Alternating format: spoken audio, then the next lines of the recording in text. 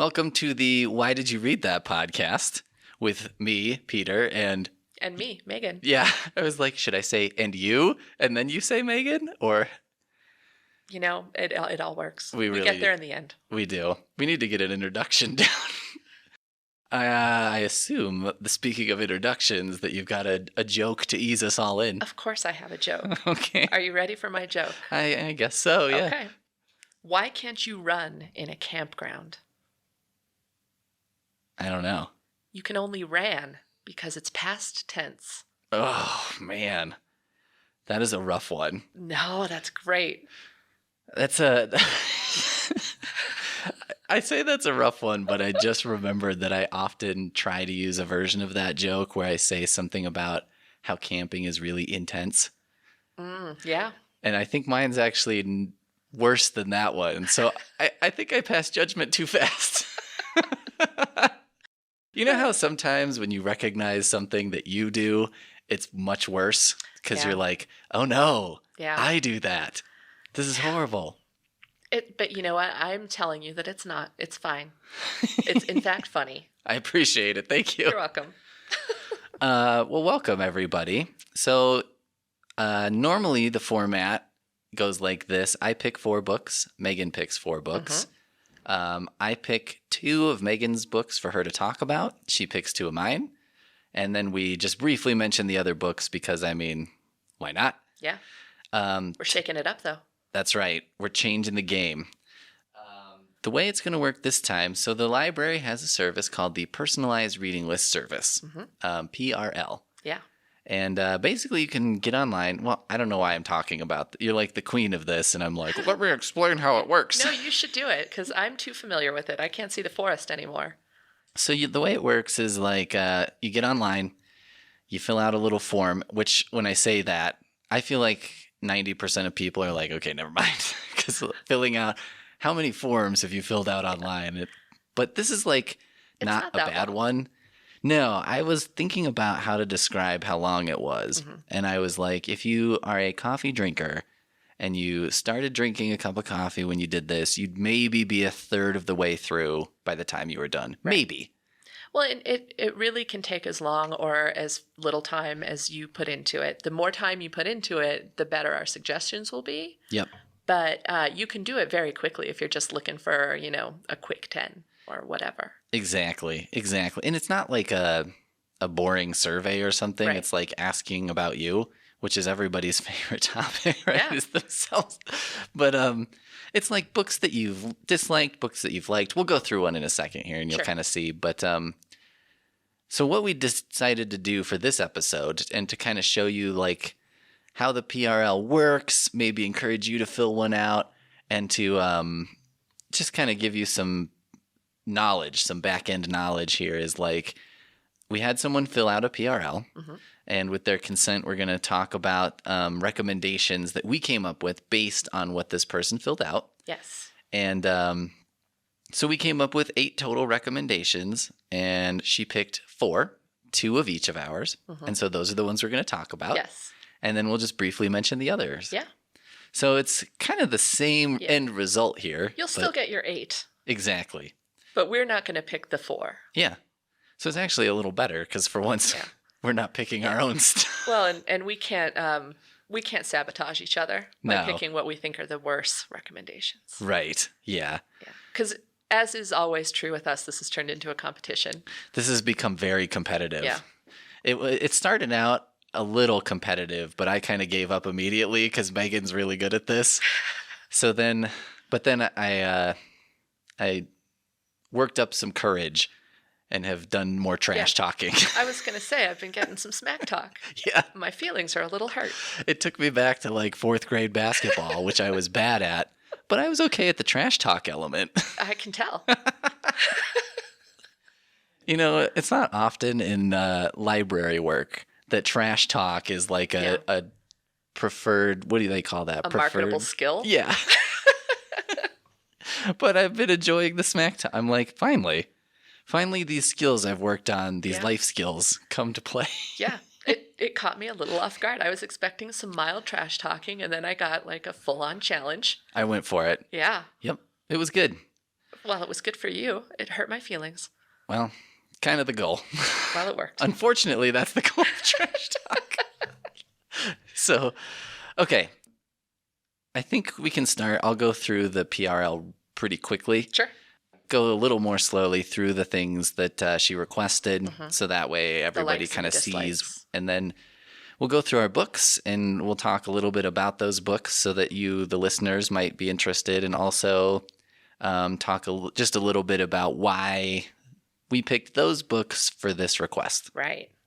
It's a little how the sausage gets made. Exactly. But less gross. Yeah. Yeah. Okay, so first there's just demographic info, like your name, your zip code, stuff like that. That's how do mostly we get in touch with you? Yeah, that's mostly so it's like, well, we did this whole thing. How do you see what we found? Next is the reading level you're interested in, and that's kind of like an adult or teen thing. There's also a children's. There's a completely separate thing. Yeah, and Spanish. And Spanish. So when you go to the form, you go to the same one online regardless of your demographic there. And as you fill it out, the form changes to accommodate whichever. Next, it asks if you prefer reading fiction, nonfiction, or both. Then we've got if you want any specific formats, like you can select ebooks or audiobooks or whatever. Audio ebooks. Audio ebooks, yeah. If you're like, I want an ebook or Large I want print. audio, but no CDs, large print. So this is a really nice feature if you're somebody who's like, I only read on my Kindle, or if you're like, I can only do audiobooks or whatever. Right. But, it can be something that you are able to access, or it can just be a preference. Yeah. Doesn't matter. Next, there's a big long list of basically genres, I guess. There's some types, things like that. Formats and subjects and stuff. Yeah, and you can check all the ones that you're interested in. So she checked adventure, award winners, bestsellers, biography, autobiography, or memoir, humor, literary fiction, mystery, relationship fiction, science, suspense, and true crime. So that was a pretty healthy number of categories. There's also an other category. So if we didn't hit something that you're interested in, or if you're looking for something very specific, you can tell us what that is. Definitely. Yeah, I mean, I'm trying to think of, we've talked about bizarro literature on here. And that's a little more niche, but check it. Put it in other. Say short stories or, whatever. Yeah. We'll try. It's kind of nice. I think part of what's nice about filling this out is you do get like prompted to, there are certain, you don't have to just come up with everything out of nowhere. Yeah. The dreaded question, what kind of books do you like to read? Yeah. And like, deer in the headlights stuff. Yeah, I don't know. I know. I work in a library and I'm still like, if someone says, oh, what's the last good book you read? I'm like, Yeah. I had someone yesterday ask me for help finding historical fiction, and my brain came back with, you don't read books. 404, not found. Exactly. Next is, please list some favorite books and authors. Feel free to tell us why you like them. The more we know about your reading taste, the better our suggestions will be. So some people fill out very, very little, some people more. I think it's a little easier if you give us a little more information. Sure.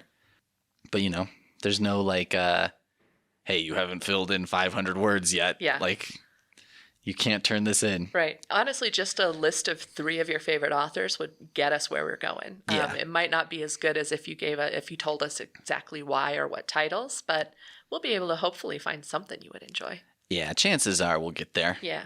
All right, here's what she put. I really like documentaries and learning about individual experiences. I loved, that's in all caps. All caps. Into Thin Air by John Krakauer, and I'm in the middle of The Warmth of Other Suns by Isabel Wilkerson and enjoying it. I frequently add books that are sociological studies or memoirs/biographies to my to-read list, e.g. The New Jim Crow, Bad Blood, Hidden Valley Road, and books by Helen Thorpe. I like suspense/mystery as well, and really jumped on that bandwagon when books like The Girl on the Train, The Woman in Cabin 10, and Gone Girl were popular, all of which I read and liked. TV shows and movies I like in a similar vein are Lost, The Prestige, Christian Bale and Hugh Jackman, and Identity, the John Cusack movie.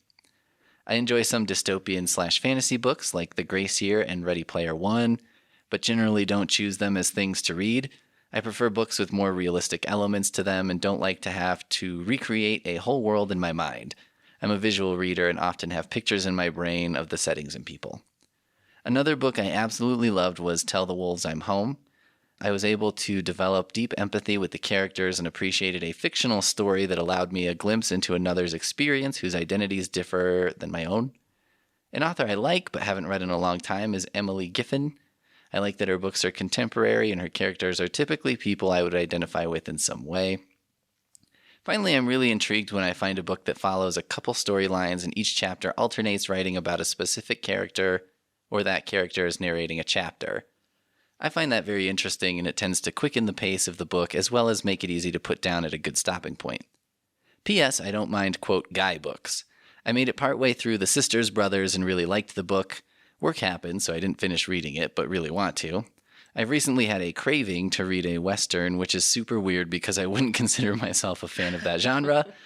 But I also really liked the show Longmire, never read any of the books, so maybe I am a fan, question mark? Just a couple quick things on this. This is a pretty thorough one. That's a lot of information. Yeah. Lots of good, detailed information. Yes. But don't feel pressured, right. If you want to do bullet points too, you don't have to do a whole narrative if you don't want to. We see everything from I really like historical mysteries and that's all, to something like this, which is a lot of very detailed information. Yeah, definitely.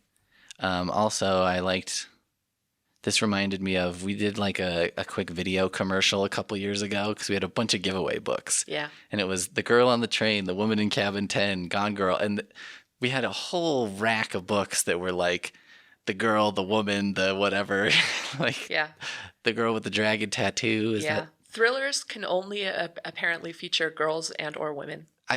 Or at least during that phase of publishing. I started to wonder if that phase of publishing, they were just this doesn't even have a woman in it, but just put it in the title. Who cares? It happens a lot. There's a big book, and then all of a sudden everyone's jumping on that train. They're like, we got to have girl in the title. I know. I was like, whatever. I don't know if the idea is to make people associate it with the other, or if they're people will just be confused and won't know which one they're getting. Well, if you think about Disney movies, and then there are always those subpar animation studios that make The Little Mermaid kind of looks like that one, just so that your clueless older relatives might just pick it up thinking that it's the Disney one. Yep.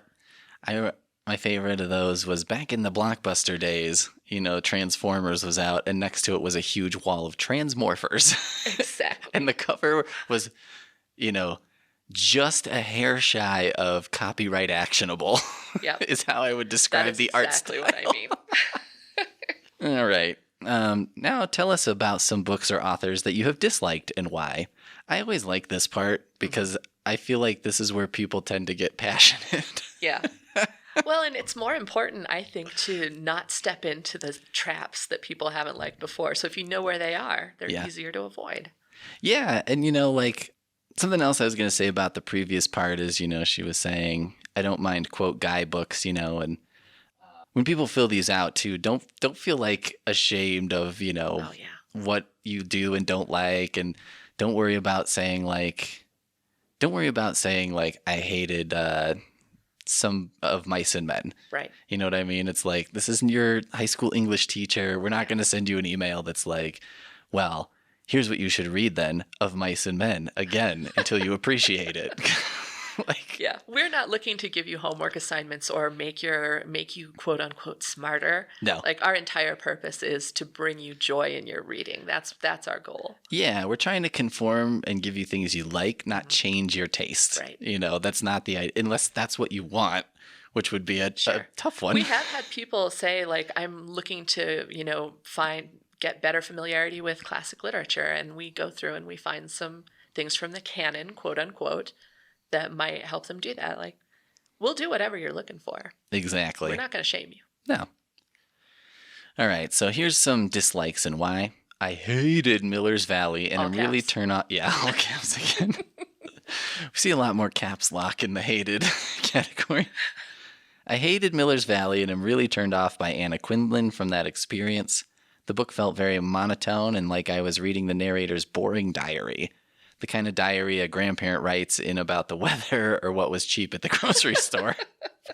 The synopsis of the book hooked me, and I thought family secrets would be revealed, causing upheaval in emotions. No. None of that happened, and I was so disappointed since I saw potential for intriguing storylines that weren't actualized. Isn't that the worst? Oof. Yeah, when you're like, here's the missed opportunity. Yeah, here's what I would have liked to see, and it was so close. I went to a writing workshop once, and that's how the facilitator talked about stories. Mm-hmm. They're like, here are the missed opportunities, and it was like a dagger. Yeah. I know it was meant to be like softer, and I was like, no, it's worse. I kind of just wish you said it sucked. I also disliked Would We Believed in Mermaids by Barbara O'Neill for similar reasons to Miller's Valley. There was a mystery subplot that was never expanded on, which I was curious to read more of. I also didn't feel like the character chemistry was there. I did not feel any empathy or connection to the main character or the main narrator, Kit. I don't like books that are highly sexual, ahem, no thank you 50 Shades series.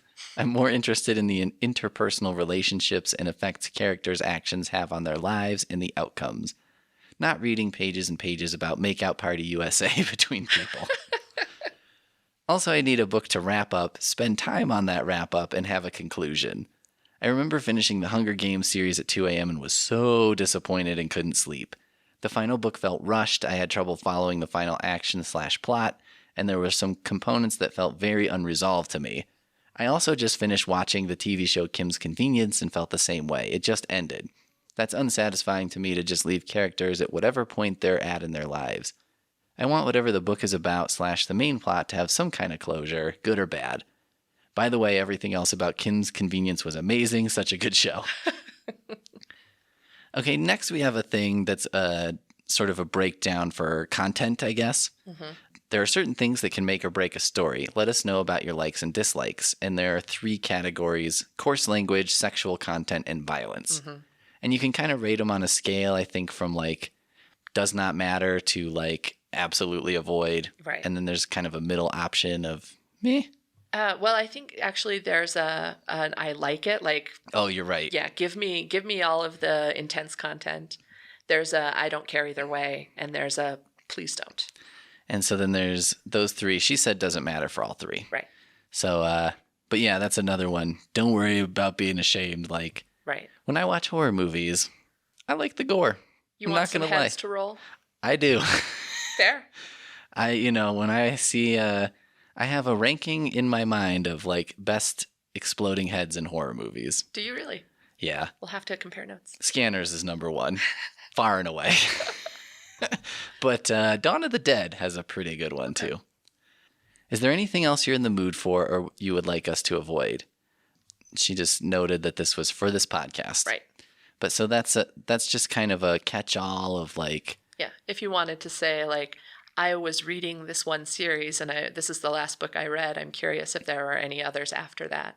We could do that research for you. Yep. Or like you can put things in here too, because for example, someone can fill this out for their book club. Right. So you're like, our book club needs new picks, so I'm kind of doing this as like a melding of all of our tastes. Mm-hmm.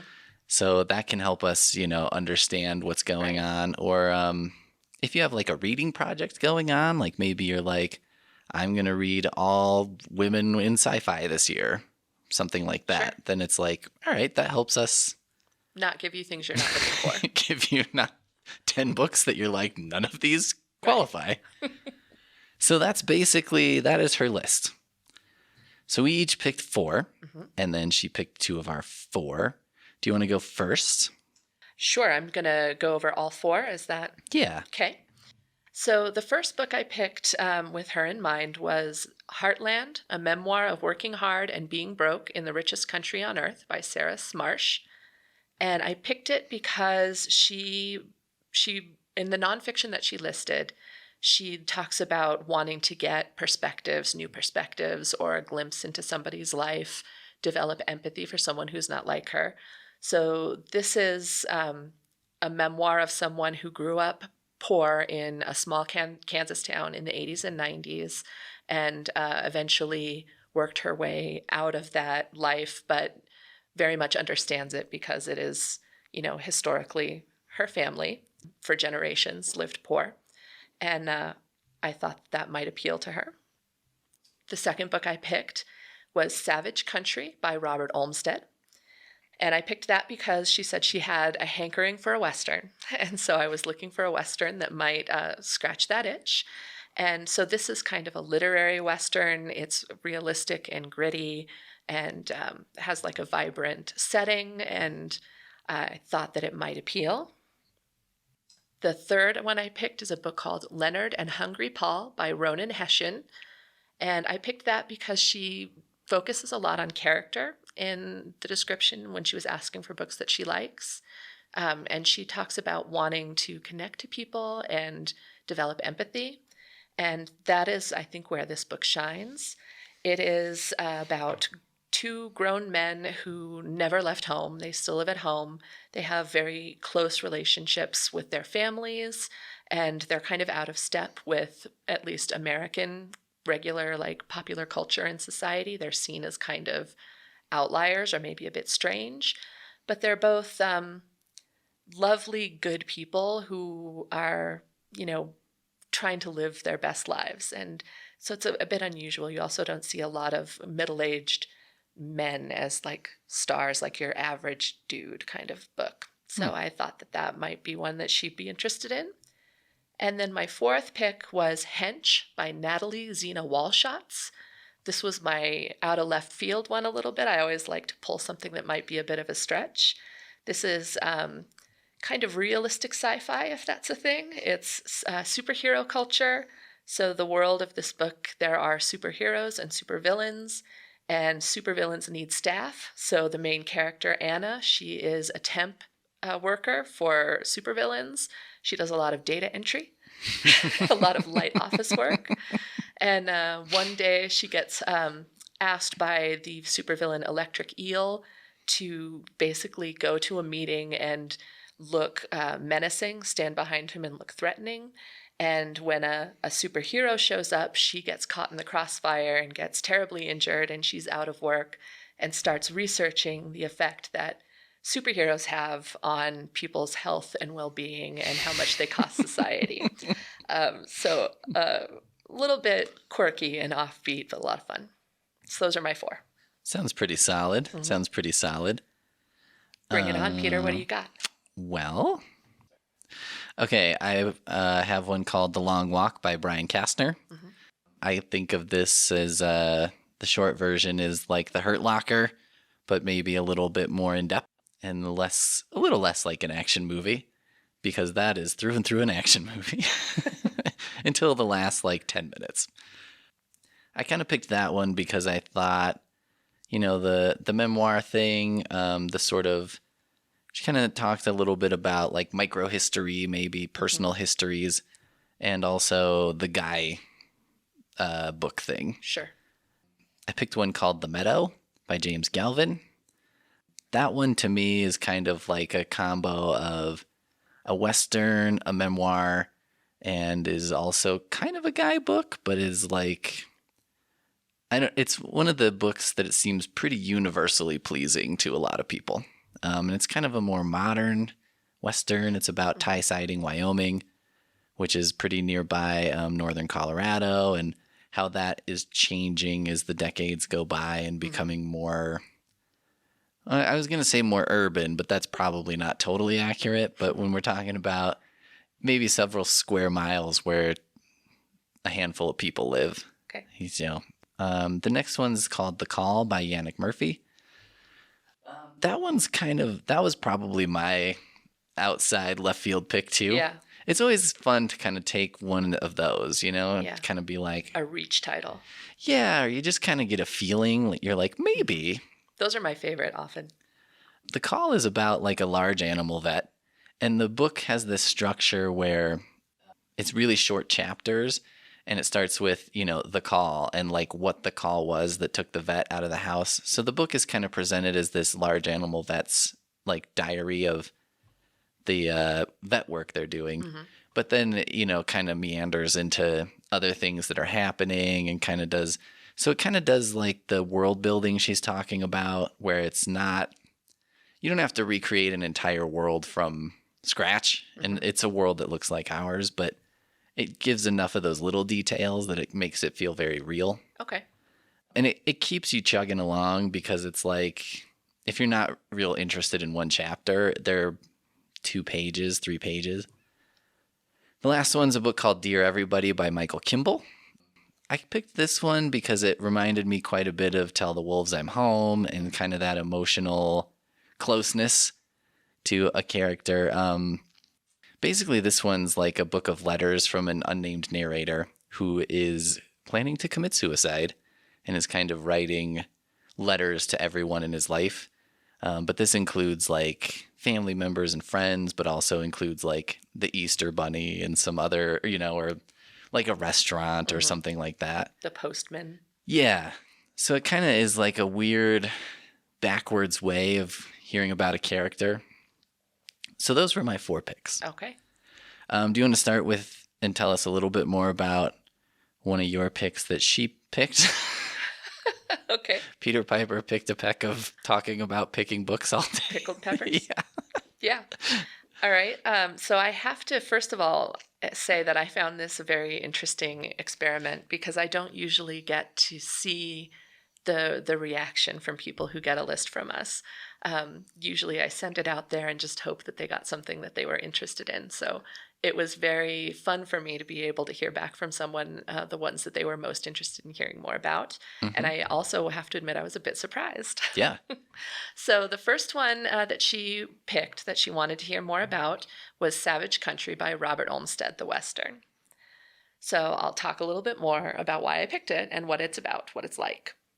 So it's a gritty and realistic Western, which is something I thought would appeal to her.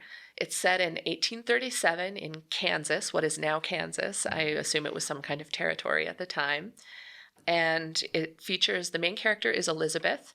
She's newly widowed. Her husband, he ended up with tons of debt. He owned a ranch and got it into terrible, terrible debt and then committed suicide, leaving her, with all of his problems, basically, which is not anyone's preferred place to be. Not cool. Yeah. So she is now responsible for saving, hopefully, the ranch, which is her home, and also the home for all of her hired hands. But she doesn't have a whole lot of options for how to earn the money to pay off these debts. So to try to salvage her life, she convinces her brother-in-law, Michael, who was a Civil War veteran and also an experienced big game hunter, to come and help her follow through with her husband's crazy plan, basically, to do a buffalo hunt. So the idea is that a small group of hunters, including Elizabeth and Michael, will cross what they call the deadline that marks the boundary between the settlers' Kansas and Comanche lands. And they will go and try to hunt enough buffalo to sell and save the ranch while the Comanche are away in their winter lands before they get back, basically. Oof. Yeah. Yeah. It was funny you were mentioning, or I saw this on your list, and I was telling you earlier, like, I had 2 Robert Olmstead books I was thinking about, and then I went with the Meadow instead as my kind of Western-y pick, but I was like, this close. Yeah. I had a different one, but it was like pretty close. Yeah. Robert Olmstead went on a tear there where he wrote like 3 or 4 really good Western-y books in a row. Like, yeah, if you're talking contemporary Western writers, he's a name that will definitely come up. He's way up there. Yeah. He's pretty great. He wrote a good memoir too. Trying to remember what it's called now. It doesn't matter. Yeah. Let's not get into that. Let's not do the thing where it's like I'm talking to my mom and she's like, I'm trying to remember if I was at Target or Walmart. And I'm like, does it matter? I saw my neighbor. You know my neighbor. The one who, when you were 5, remember when you went swimming? Yeah. And you're like, yeah, fine. What are we talking about? Exactly. But yeah, that sounds like a really good one. Yeah. It's kind of bleak, a little grim, unsentimental. There's, especially when you're talking about, American bison and their fate. Like the idea of this mass slaughter of a bunch of buffalo is, it has a different effect now, maybe reading about it, knowing their fate. Yeah. And it also, I thought she might like it because it's very clear-eyed. Like it's not, it acknowledges the hardships that settlers faced in the American West without glorifying that, and also acknowledging what happened to the people who were already here, to the land that, was taken over, to things like the buffalo. So it's a bit complex. It's definitely challenging and thought-provoking, but I think that it could be a match based on other things that she's liked. Yeah, I like Robert Olmstead's books too because they have, I think the writing is really like clear. Yeah. But then he puts the characters in these pretty dire situations. Mm-hmm. Like he is definitely the king of like, I don't fall in love with my characters to a way I can't make them suffer because he seems to have no problem with that. Yeah. I always admire that and hate it at the same time. Yeah. Like, I like to feel like the author is in control and they're going to do to me what they plan on. But also, like, I don't want them to. I know. You're like, oh, this is not... Well, just when you hear the sort of summary and you're like, this does not sound like a good idea. Yeah. Like, yeah. I read I'm trying to remember what it was called. Comanche Moon? Is that what it's called? Not sure. There's a book about the Comanche and it was... is this the Quanah Parker book? I don't even remember. Okay, because I read a book about Quanah Parker, who was like the last chief of the Comanche. No, I can't remember what it was, who wrote it, or what the title was, but it was... Were your mom at the grocery store? I know, but I was definitely convinced by that book that the Comanche was not a group of people that I would want to fool with. Like, yeah. I don't know. I think we read different books, but we came to the same conclusion. Yeah, like that is, I would say, a really bad idea. The thing I walked away with from the book that I read, which I think it's like under a something moon. Yeah, maybe we did read the same one. Maybe we did. But the thing I walked away with, the thing that I will always remember, is that they were the most horseman-like of all of the Western tribes, to the extent where women had a lot of miscarriages because they were always on horseback, and that's why the Comanche were known for kidnapping so many people. That's how they built up their numbers. Empire of the Summer Moon. That's it. That's the one I read too. You're right. Yeah. I think, was this the book and it had the story in it about there were people in like somewhere in the West and they were having a like shooting contest and they had some Comanche people were there and they were not doing well. But then they got on horseback and they were shooting the targets as they were going by. And then they were like perfect. Mm-hmm. And it was like, whoa. Yeah. Well, it's also interesting because anybody who knows the old classic Western novel or movie, The Searchers, mm-hmm. I think that Quanah Parker's mother is the inspiration for that story. Oh, I didn't know that. Yeah. So much to learn. It's pretty solid. Yeah. Well, that sounds like a good pick. And that was, her first pick. Yes, that's she put 1, 2, 3, 4, and that was 1. That was 1. I don't know if they were ranked in order, but if they were, there you go. Yeah. Fingers crossed. Well, the first one of mine that she picked was The Long Walk by Brian Castner. I almost picked 2 books called The Long Walk because there's a Stephen King book called The Long Walk that I liked, and I was like, that would be funny. But then I was like, well, if she doesn't pick both of them, then it'll kind of ruin the joke for me. I don't know. You just liked the gimmick of it? I did. And I was like, because I was Googling this one, but I kept getting the other one, and I had to be like, oh yeah, I have to put the author in here. It's too bad there aren't 4 books called The Long Walk. You could have really just gone there. There has to be at least one more, right? Yeah. If I could have fully done like, this is my all The Long Walk recommendation. Put all my eggs in this one basket. It's kind of too bad she picked it, because I could have done that for another one. I could be like, this time I'm recommending all books with the title The Long Walk. Well, if that happens in a future episode, everyone will know why. Or at least the people who listen to this episode will know why, and everyone else will be confused. You're right. They'll be like, what even is this show? So The Long Walk is a memoir by a guy named Brian Castner. He was a soldier in, I think, Iraq and Afghanistan. And he was in the ordnance disposal. So, that's like the bomb squad, mm-hmm. dealing with the IEDs and the roadside bombs and all that kind of stuff. I'm going to just read, there's a little passage in here. When I deployed for the first time, my wife asked her grandmother for advice. Her grandfather served in Africa and Europe in World War II. Her grandmother would know what to do. How do I live with him being gone? How do I help him when he comes home? My wife asked. He won't come home, her grandmother answered. The war will kill him one way or the other. I hope for you that he dies while he's there. Otherwise, the war will kill him at home with you. That's grim. Yeah. It's a grim book. I think it's a really, really good book for, understanding what veterans go through. I think because the Hurt Locker is like the obvious comparison, but I would say like the last, 10 minutes of the Hurt Locker and everybody's talking about Jeremy Renner's like at home after being deployed and he's like in the supermarket and he's looking at the breakfast cereal and he's like, I don't even know what to do. And it's like that life doesn't make sense to him anymore. And that's a lot of what this book is focused on is like Brian Castner coming back and trying to make sense of life, quote unquote, real normal life, as opposed to life in a war zone. Right. I think it's, for me too, it kind of fulfills that guy books idea. And I think it's like the Hurt Locker too, where that feels like a total guy movie. But then you find out more about it and you're like, this has pretty universal appeal, to be honest. And like Catherine Bigelow is the director. Yeah.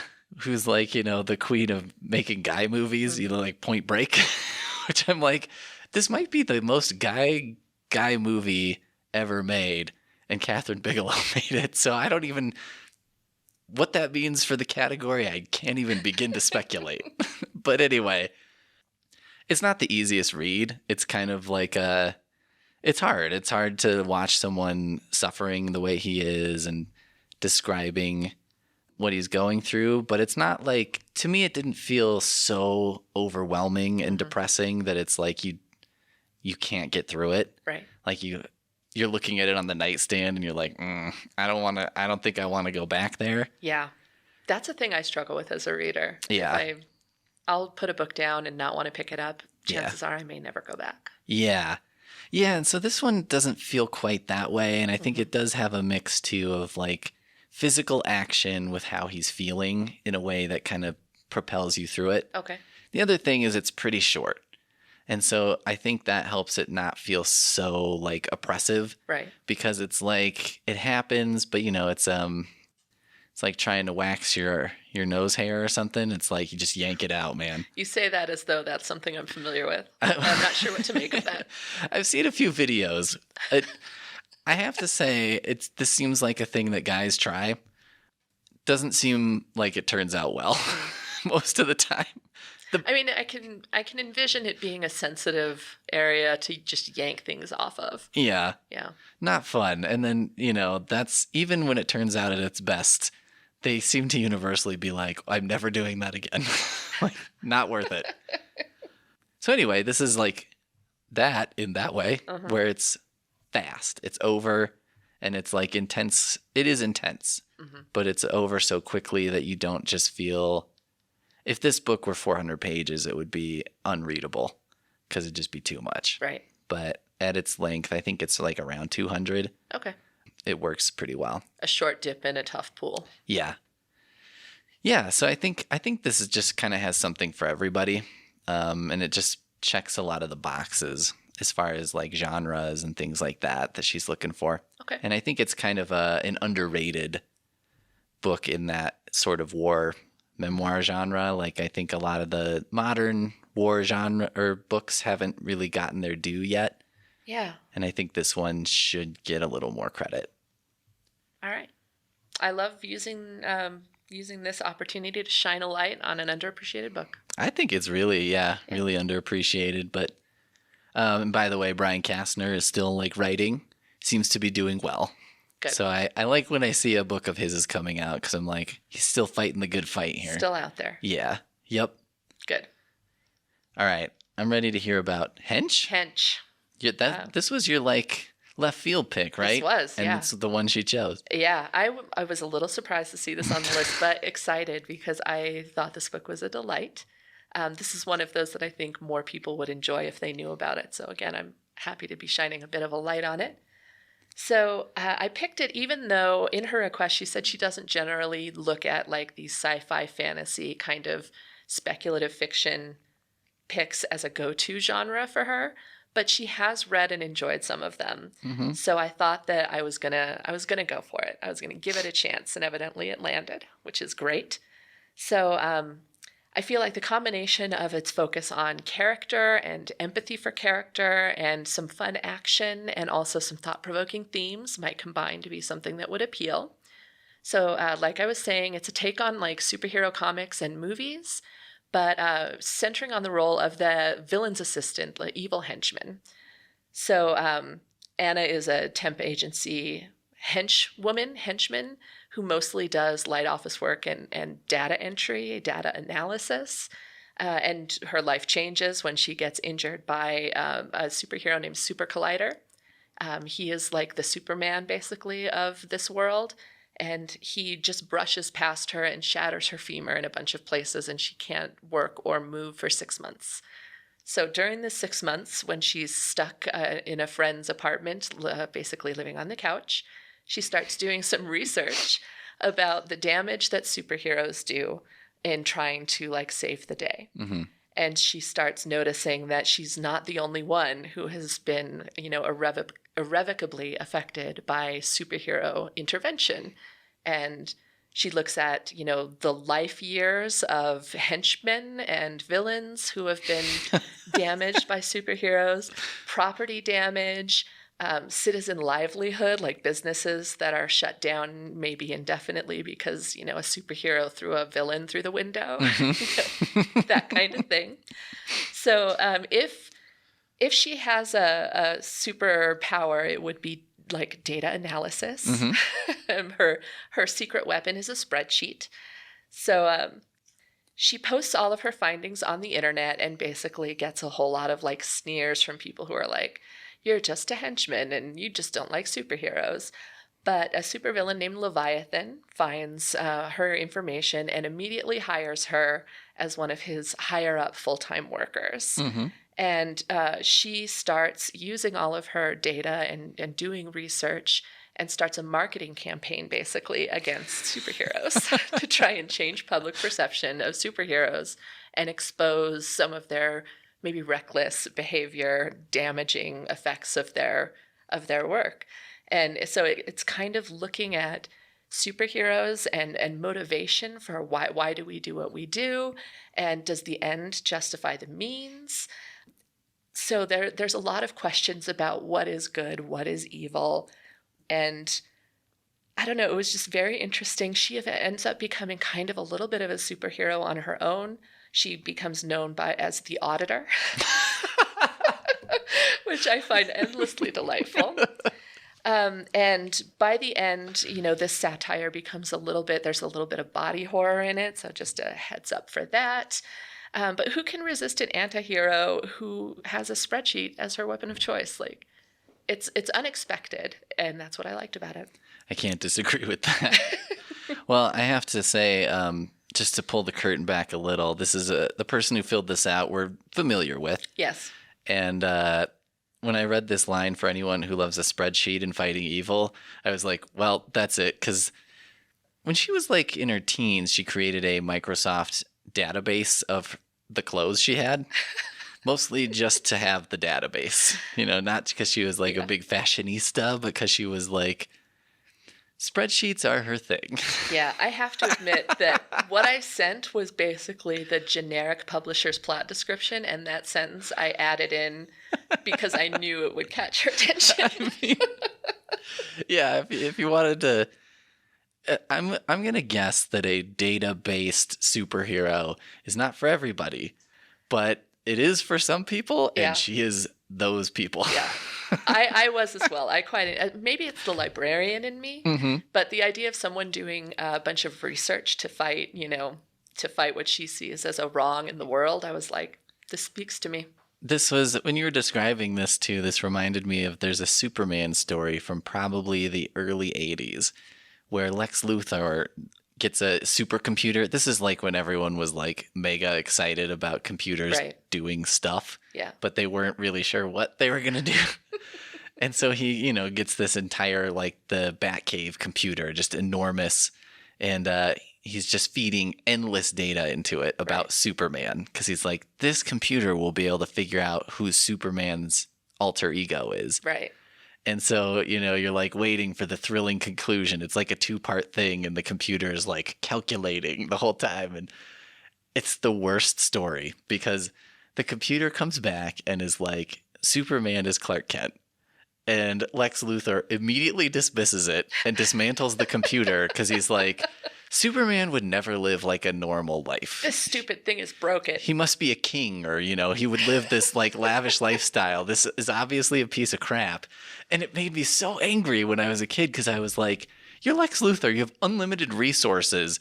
You don't want to just send someone by his apartment to check? Yeah. Like maybe just ask him and see, does he look surprised? What the hell? Like, why not just give it a shot? I mean, maybe you think it's highly unlikely, but then at the same time, I'm like, you got this whole computer for this specific purpose because you can't figure it out. Maybe the computer figured out something that you can't because it doesn't have this asinine idea that Superman must be like a king somewhere. Right. Anyway, that was ignoring the data, and it was like, you fool. Yeah. You fool. Yeah, this is all about the data. I like it. Yeah. It sounds kind of fun. It was delightful, and I'm looking forward to reading more from this author. I think she's written some other... She's a poet, is her main gig, but she's written some other things superhero related, so I've intended to go back and check those out as well. Nice. Yeah. All right. So my last pick, I picked all downers, I think. Yeah, what's with that? Well, I picked half downers. Say something about you as a person? Probably. I tend to read either things that are outrageously goofy or downers. Yeah, I think that's the emotion I connect with. That fits with what I know about you. I know. I don't get it. And I'm me. So no one's got any hope. No shame. So Dear Everybody, this is the one that's written as a book of letters from this guy who's planning to end his own life. So he writes letters to everybody in his life, some of them are kind of apologies. Some are telling people off. Some are, whatever. They're all over the place. Right. The unfinished business. Yeah. Yeah. And they're written, it's kind of an interesting way to see a book because they're not, at no point in this book do you get a section where it's like, his name is Jeff. He's 5'11". He's blah, blah, blah. You kind of have to put all the details about this person together through the letters. And I think that kind of makes for an interesting read. Yeah. Because you're reading what he thinks of everybody else, but really you're also finding out what he thinks of himself. Yeah, between the lines, all the context clues. Exactly. Cool. So it's kind of like a little mystery. I think what I really like about it, too, is the author, Michael Kimball. I think he doesn't get enough credit because he writes in a really clear way, in a really simple way, so that you're never confused about what's happening. You're never confused about what the characters are thinking, but it's not flowery or intricate. Yeah. I'm trying to think of an example of somebody who writes in a way that's a lot more, I don't know, decorative is maybe how I'd say it. But I think the thing is, as you're reading his book, you kind of get sucked into it because it feels very authentic. It feels like you're hearing a real voice. So I kind of thought this one made me feel like the same way I felt when I read Tell the Wolves I'm Home, because it feels super intimate with one or two people. And it's a really tiny world. It's not the whole world is involved. Yeah. It's not an issue in the world. It's really, really laser focused on one person. Right. And I found that a really satisfying experience. And I think part of what I found satisfying about Tell the Wolves I'm Home felt similar to this. Yeah. As a side note, Tell the Wolves I'm Home is a lovely book that not enough people know about. It's really great. Yeah. It's a really good one. That one I think is the opposite, where I'm this doesn't strike me as a guy book. It kind of strikes me closer to the other side of things, but I loved it. Yeah. And I don't always love books that are less like guy books, I guess, but I was I'm into it. It was lovely. Emotional, but so good. Very emotional. Yeah. But so really, really good. Really and it good. Really pushes you through and stuff. And that's part of what I like about this Dear Everybody too, is because it's letters. They're all pretty short. You can sit and read it for 5 minutes, or you can just sit and read through the whole thing. Okay. And it doesn't feel sometimes when a book has a format like that, if you sit and read through the whole thing, it feels like a diminishing return. Like you kind of have, it's like, I compare it to reading The Onion, where it's like, I'll read a headline and I laugh, and then I read another one and I laugh. But then when I read like 10, they're just kind of all flat. And I'm like, oh, I guess I used up my funny for the day. Like my enjoyment of humor for the day. Yeah. So this doesn't work like that. This is not that. So you could read it all the way through, but you very easily don't have to. Yep. Cool. And it's like really easy to pick up and put down. So that can be a mixed bag, but I think it would be a good thing for this reader. All right. So yeah. Boom. Yeah. Well, I guess we already briefly described our others. Did you have anything else you wanted to say about your other two picks? Just that I think Leonard and Hungry Paul specifically is a unique little book that I think not enough people are going to find. It's kind of under the radar. And if the idea of very everyday kind of awkward people living their lives and just being good people sounds like something that would be appealing, I wish more people would read it. I think it was a charming, kind of unusual book. Yeah. Okay. I'll just say a little bit about the Meadow as well. The other thing I was going to say about that is maybe if you have like the person in your family, like I'm picturing an old guy who's doesn't read a lot, but is maybe like his favorite book is Lonesome Dove or something like that. This is a great pick for that person. Okay. Those people can be kind of hard to find books for. But this would be a great book for that person because I think that person would enjoy it, but I think almost any reader would enjoy it too. So you could both read it and probably talk about it and find things in common around it. So I like the idea, right now, a book that unites people. Yeah. It seems like could be a good thing. Yeah, that would be nice. Maybe another way to put that, if you think there may be an awkward holiday coming up in the near future, and Grandpa's coming and you guys tend to fight about something at the table, maybe send Grandpa some homework and you can do some homework. And if you read this book, then if things start getting intense. Yeah. Holiday book club. So how about that Meadow, huh? This is just a suggestion from, library staff. Of librarian tips for calmer holidays. Smooth out those holiday dinners. Whatever side of things you're on, this is a highly recommended method of making it work. Yeah. All right. Do you want to just go back through real quick and tell us your titles and authors? Yeah, absolutely. I'll also say I made note because she did ask for ebooks or audio ebooks primarily, so I'll make note of which ones are available as ebooks, etc. Yeah, when you get the recommendation back, it's really cool because you'll have links in it that take you straight to it, so you can put it on hold, or if it's electronic, you can sometimes check it out right then. It'll take you to actually all the formats on the catalog, so you can go through and just pick the one that you want. If you thought you wanted audio and then you're like, actually, I'm going to need an ebook, you can do that. So my first title was Heartland, a memoir of working hard and being broke in the richest country on earth by Sarah Smarsh.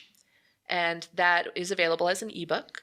It's also available in print and some other formats. I just made note of ebook because that was primarily what she was looking for. My second title, which we discussed a little bit more in detail, was Savage Country by Robert Olmstead, which is available as an ebook. Then my third is Leonard and Hungry Paul by Ronan Hession. That one we only have in regular print, unfortunately, but it was unique enough that I definitely wanted to include it. And finally, we have Hench by Natalie, Zina, Walschots. That is available as an ebook. And that is my spreadsheet superhero title.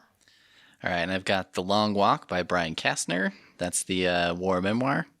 The Meadow by James Galvin. That's about tie-siding Wyoming. I've got The Call by Yannick Murphy, so Yannick Murphy. Murphy. And we'll have all of this in the notes as well, the podcast description if you need spellings. And then Dear Everybody by Michael Kimball. We have some other Michael Kimball books too, and they're all excellent in my opinion. Yeah, we could do it another time. I'll just do a ranking, a power ranking of Michael Kimball books.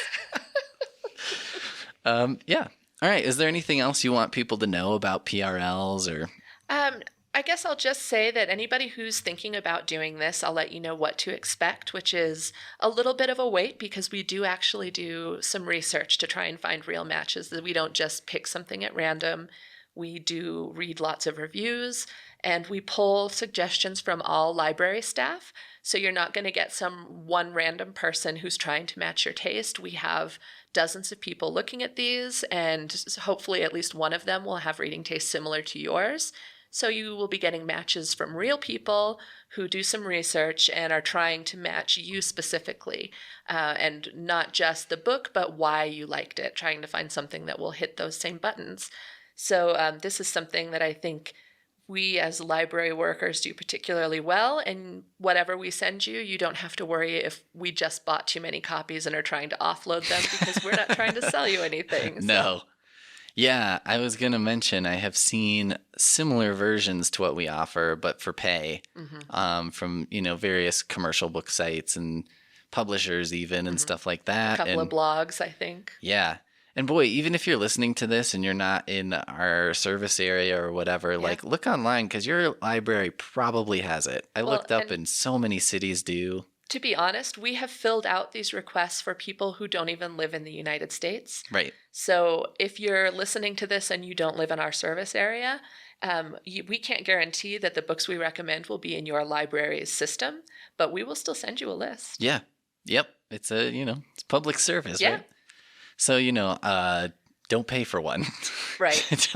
Don't pay for it. Or, unless you're just so hardcore that you're like, I want to try all the recommendation services. Sure, and you've got the money to burn. Yeah. But we're also not going to charge you, so feel free. I mean, if you're the kind of billionaire who goes to space in a rocket ship and you want to burn $15 on some book recommendations, all right. You can also do more than one. We ask you to do one at a time, but if you get one and we're not quite right or you want to try something different, you can send in a second and we're happy to do it for you. Absolutely. Yeah, and the other thing I was going to say too is it can be a really good way if you want to, if someone that you buy gifts for is a reader and you want to figure out I want something unusual that they don't have, or if you're a parent and you're I don't know what to give my kid. My kid has, sometimes in the library we come across a kid who has a very high reading level, but the interest level is still at the kid level. And so that can be a challenge. Things like that. PRL works really well for that School stuff. assignments sometimes. If kids have to read historical fiction, but you'd rather find them something they'll actually enjoy rather than something that's just going to be a trial. Yep. We can try to help with that. Yeah. The only other thing I was going to say is to access it. By the time this goes live, I'll make mylibrary.us/PRL. We'll go straight to the form. To get to it organically, if you go to our website, mylibrary.us, there's a tab at the top that says Services, and you'll find all of our services listed there, including personalized reading lists. And that's just all alphabetical, no problem. So you can go to either way. Or if you stop in one of our libraries, there's a paper version too. Absolutely. So you can fill it out on paper if computer is just not your thing. Yeah. All right. We did it. Well, we'll see you next time. Thanks everyone for listening again. Yeah. Looking forward to seeing you again next month. Yeah. I know this is, by the way, our first in-person recording of this. Yeah. Ever. Yeah. Pretty exciting. We've met before, but we've also only been recording since, work from home, weird times. Yep. Yeah, so hopefully this will continue to be an in-person gig. Yeah. And it's nice to see another human face. I know. The whole face too. I know. It's odd. There's a whole half of the face of most people that I have not seen. I know. All right. We'll talk to you all next time. All right. Bye. Bye. Bye. Bye. Bye. Bye. Bye.